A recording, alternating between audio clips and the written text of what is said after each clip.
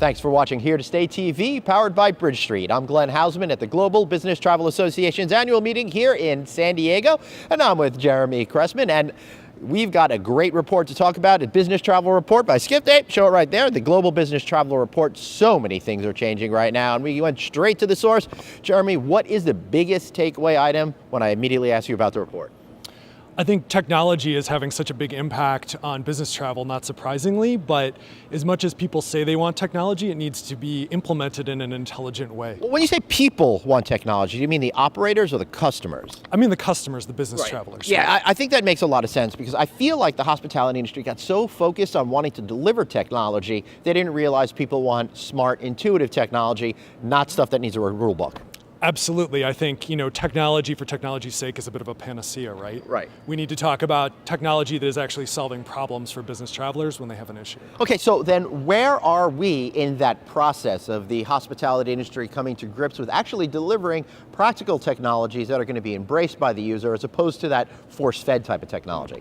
Well, the research we did for this study actually shows that consumers, in this case, business travelers, want technology solutions, but in certain parts of the process, right? They don't want it throughout the entire journey, especially when there's a problem. You know, your flight gets canceled, you can't find your way to the hotel. You want to talk to a human, right? So technology is good when it's a situation where everything is going okay. Okay, so I'm going to ask you this question. I've asked this question before in other videos, so don't give me a lot of flack, but I think you've got the right answer here that we're looking for.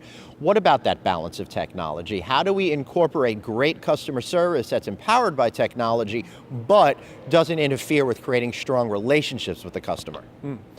I think, again, it goes back to what the business traveler actually needs in the moment. So when I'm checking in for my flight, I don't mind it being automated. I'll go to a kiosk.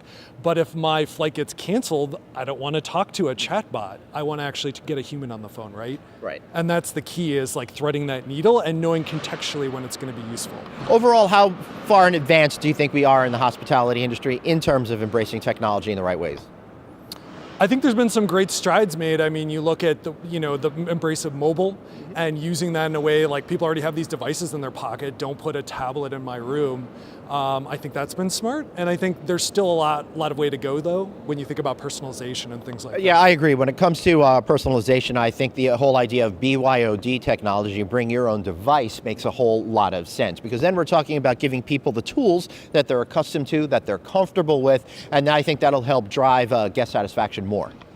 Absolutely. I think it's all about, again, the contextual relevancy point. Yeah, I think that's a great takeaway point as well. So what else did you discover in putting together this report?